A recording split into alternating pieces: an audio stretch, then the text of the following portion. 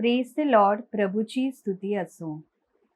तुम्हाला असं वाटतंय का, की जीवनामध्ये काहीच रस राहिला नाहीये आणि तुम्ही फक्त जीवन जगताय जगण्यासाठी.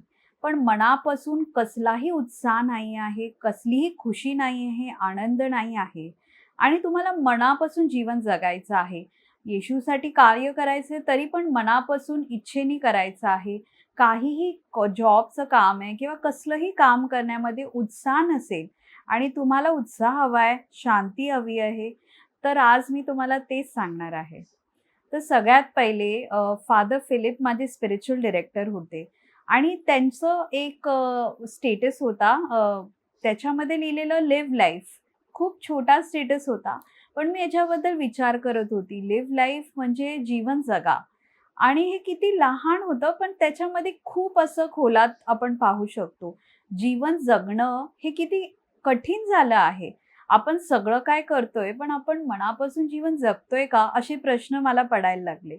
आणि त्यावेळेस मला असं वाटतं, की प्रभू येशूचं वचन हेच आपल्याला एवढं काय शिकवतं, की आपण कसं जगलं पाहिजे आणि कसं आपण एक शांतिमय जीवन जगू शकतो, एक खुशीचं जीवन जगू शकतो. कितीही ट्रायल्स असतील, प्रॉब्लेम्स असतील त्याच्यात सुद्धा.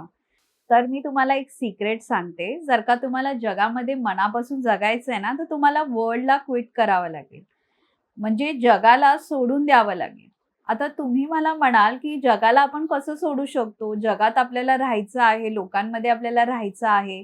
याचा अर्थ असा आहे, की आम्हाला कुठेतरी डोंगरात जाऊन फक्त प्रार्थना करायची आहे आणि बायबल वाचायचं आहे, तर असं नाहीये. जगाला सोडणं म्हणजे दुनियादारीला सोडणं. आणि दुनियादारी म्हणजे नक्की काय? दुनियादारी म्हणजे आपण जे शो ऑफ करत असतो ना, आपले फोटोज हे, ते किंवा आपण बऱ्याच गोष्टींमध्ये असं असतो, की आपल्याला ना जग जसं जगतंय ना, तसं जगायचं असतं. ते कसे कपडे घालतायत, ते कसे हसतायत, ते कसे बोलतायत आणि त्याच्यामध्ये आपण त्या पॅटर्नमध्ये ना एक फसून जातो. त्याचबरोबर आपल्याला खूप राग यायला लागतो. जर का कोणाची उन्नती होते तर.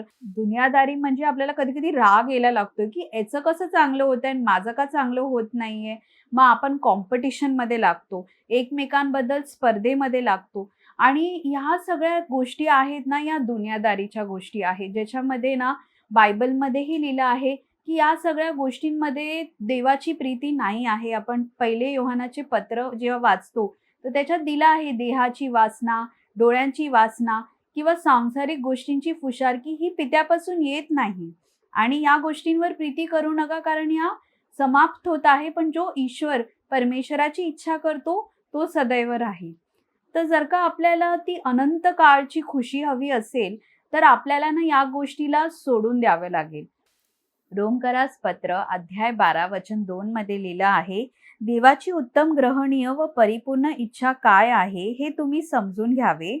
म्हणून या युगाबरोबर समरूप होऊ नका, तर आपल्या मनाच्या नवीकरणाने स्वतःचे रूपांतर होऊ द्या. तर स्वतःचे रूपांतर होण्यासाठी या जगामध्ये जे नियम आहे, ते नियम कुणी बनवले आहे? ते आपणच सोसायटीने बनवले आहेत. आणि ते नियममध्ये आपल्याला फसून राहण्याची काहीही आवश्यकता नाही आहे. आपल्याला कार्लो अकुतीस सुद्धा म्हणतात, जे संत होणार आहेत, धन्यवादित कार्लो अकुतीस, की आपल्याला ओरिजिनल राहायचं आहे, आपल्याला फोटोकॉपी नाही बनायचं आहे. आणि ईश्वराने, परमेश्वराने आपल्याला प्रत्येकाला वेगळं बनवलं आहे, युनिक बनवलं आहे आणि आपण तुलना नाही केली पाहिजे इतरांसोबत, ज्याच्यामुळे आपण आपली खूप जास्त शांती किंवा आनंद गमावून बसतो. आणि आपण योहानाचे पहिले पत्र अध्याय 2 वचन 15 पासून बघतो. जगावर व जगातील गोष्टींवर प्रीती करू नका. जर कोणी जगावर प्रीती करत असेल, तर त्याला त्याच्या ठायी पित्याची प्रीती नाही. कारण जगात जे काही सर्व आहे, म्हणजे देहाची वासना, डोळ्यांची वासना व संसाराविषयी फुशारकी ही पित्यापासून नाही, तर जगापासून आहेत आणि जग व त्याची वासना ही नाहीशी होत आहे. पण देवाच्या इच्छेप्रमाणे करणारा सर्व काळ जगतो. तर इथे आपल्याला उत्तर सुद्धा दिलं आहे, की देवाची इच्छा ही पहिली आपली इच्छा असली पाहिजे. आणि जेव्हा आपण त्याला पहिलं स्थान देतो आणि त्यानुसार आपण आपलं जीवन सेंटर करतो. म्हणजे आपण कसं बोललं पाहिजे, कसं राहायला पाहिजे, कोणते थिंग्स, ॲप्लिकेशन्स, ॲप्स किंवा यूज केले पाहिजे, कोणते नाही केले पाहिजे.